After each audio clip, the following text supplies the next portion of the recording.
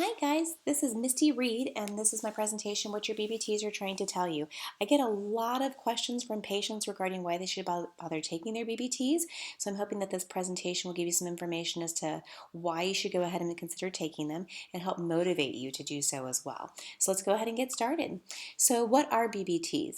BBT stands for basal body temperature, and it literally is the baseline temperature that your body is working from, meaning that you take this temperature as soon as you wake up in the morning before you set up, start talking, get out of bed, do anything. You take this temperature, and then after you get up and go about your day, your temperature actually starts to rise afterwards.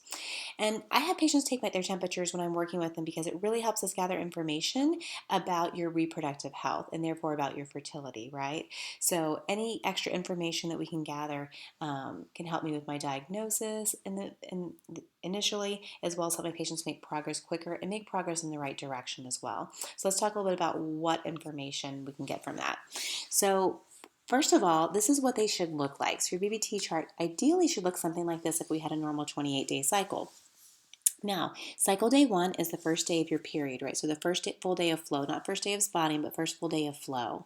And so when you're bleeding, that's an inflammatory process. And so the body may go ahead and have those temperatures be a little bit higher. So for the first few days of your period, temperatures can be from about 97 to 98. I'm not too particular about that until about the third or fourth day when I want them down the low 97s. 97.2 to 97.4 is perfect. And then usually around cycle day 14, we'll see a drop in temperatures. Now this indicates that luteinizing hormone has reached its peak. This causes a cascade of other events by the pituitary gland, resulting in ovulation. So when we see this drop, and this drop should be about half a degree to a full degree below what your temperature was averaging in the first half of your cycle. So normally, in the mid to high 96s is ideal. Now, when we see this drop, you should be ovulating within 12 to 36 hours. So either that day or the following day is what we'll notice. What happens is when we ovulate, the follicle that was prepping the egg for that whole cycle, right, went ahead and released it. And the egg goes down the fallopian tube, hopefully has a nice date with the sperm, right? That's where they should meet, is in the fallopian tube. But what's left behind becomes the corpus luteum. So the follicle that released the egg actually changes from a follicle at that point to a corpus luteum.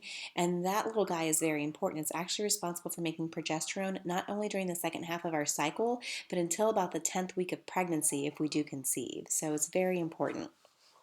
So what happens is these temperatures drop, we ovulate, and as they start going up, it inflames that sac, that corpus luteum, to make progesterone. And that progesterone in turn is very warming and helps these temperatures continue to raise. So that hopefully about 3 or 4 days after we see that drop, I like to see them in the low 98s. 98.2 is perfect. And then usually around cycle day 28, if a woman's pregnant, temperatures actually keep going up to about 99 degrees. If she's not pregnant or if she miscarries, temperatures start going down and the whole cycle starts over again, right?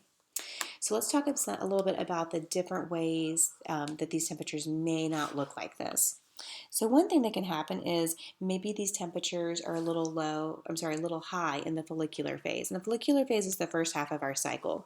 So if these temperatures are high, they would resemble more what looks like the green line on this chart. The blue line is what's ideal. The green line is a little high though in that first half of the cycle.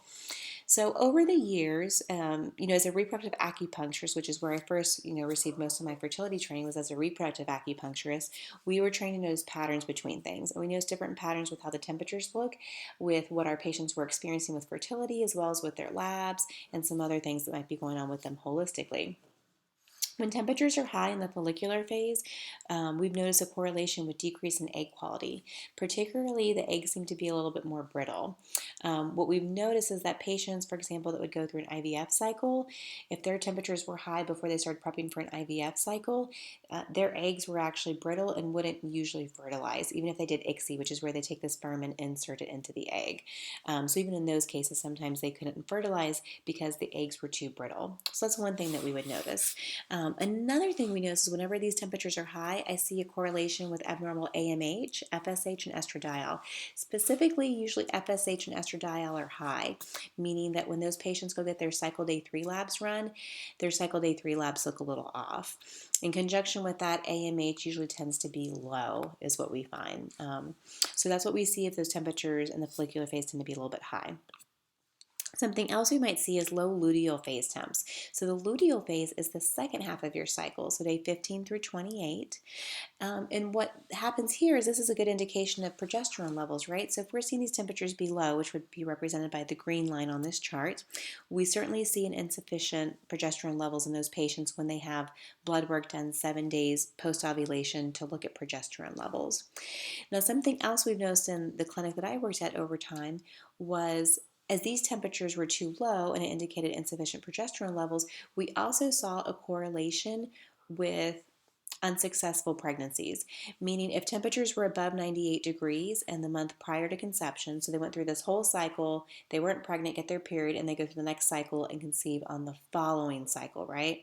So in that full month prior, when we actually could look at the progesterone levels before they conceived, if temperatures were above 98, we would see a higher correlation with those patients not only to get pregnant but also to stay pregnant. In the last year at the clinic that I worked at, where they ran those stats was in 2007, and what they noticed was if temperatures were above 98, only 4% of those patients miscarried. If temperatures were in the 97s after ovulation, 40% of those patients miscarried. So it certainly doesn't mean that if we can't get a patient's temperatures up above 98 after ovulation that they're going to miscarry, not be able to carry to full term. 60% of those patients did carry to term and have a healthy live birth. It just means that if we can get your temperatures higher, we know we can go ahead and have a more positive impact in terms of not only getting pregnant but staying pregnant as well. And that's just a clinical observation that we've noticed in the clinic that I've worked at. Something else we might see with temperatures is that they might be up and down. And so this is represented by this green line on this particular chart. So sometimes I'll meet with a new patient and they're like, oh, temperature charting, yeah, I did that. But my temperatures were all over the place. It didn't really mean anything, so I just stopped taking them. So there can be a couple different things going on here. When temperatures are up and down like this, we usually see a correlation with those patients going through a lot of stress. And whenever you're really stressed, you also have high cortisol levels. That also means that the liver is not metabolizing hormones very well, right? So estrogen, FSH, progesterone, all those things are kind of varying because the liver is not doing a good job of metabolizing those hormones into a usable or excretable form. So that's one thing that could be going on. Another thing that could be going on is these patients might not be sleeping very well, or maybe they're eating the wrong foods in the first half of their cycle or the second half. So there could be a couple different things going on. But usually, if temperatures look like this, there's a lot of stress for the patient, and there's also probably poor sleep habits as well. So that's something that we'll see as those temperatures going up and down. Another thing that we might see is low temperatures throughout the whole month, though, not just after ovulation. So what you'll see with the green line here is it looks normal, but then when you look at the temperatures, you'll notice that they're all low for the whole month, right? Those temperatures in the first half are in the 96s, and after ovulation, they're still in the 97s. But when you look at how much of a difference in temperature there is, they look pretty good, right? They look pretty normal. But what we notice with these temperatures when they're low for the whole month, we see a correlation with insufficient thyroid function. So specifically, usually hypothyroid, and more specifically than that, a lot of Hashimoto's patients actually, their temperatures will look like this. So I see that correlation a lot. Something else I notice with these patients is, of course, they just have a big hormonal imbalance usually. If their temperatures are off like this, thyroid's off, and that means other sex hormones are going to be off as well. So just to review what BBTs mean. So they can indicate hormonal balance or imbalance. They give us a lot of information as to what your hormone levels are looking like, whether it be in the first half of the cycle, second half of the cycle. Something else that we can go ahead and get information about from your temperatures is stress levels, right? When they're really up and down like that, that can really be an indication to me as a practitioner that the patient's really stressed out. And then another thing that we can sometimes get some insight into is thyroid function. So this can be especially helpful if a patient hasn't yet realized that they have a thyroid issue, maybe it's gone undiagnosed clinically, or maybe they recently have been diagnosed with a thyroid issue, they're on new medication. It's really nice for us to be able to have them do temperature charting so I can see how their thyroid function is improving over time. And that's just a few things that we can kind of gather from temperature charting. I hope you found this video helpful. If you did, please share it with others. I always love to help people as much as I can, especially with their fertility journey.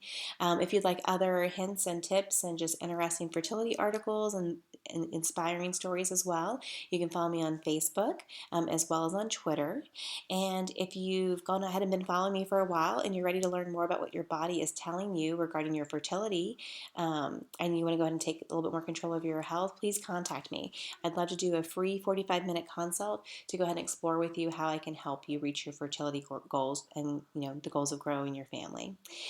And if you have any other questions about this slide or anything else that you've seen on my blog or Facebook, anything like that, please don't hesitate to contact me. I love reaching out to people and helping with whatever I can. And I hope this video finds you well. And until next time, don't stop dreaming. Take care and have a great day, guys.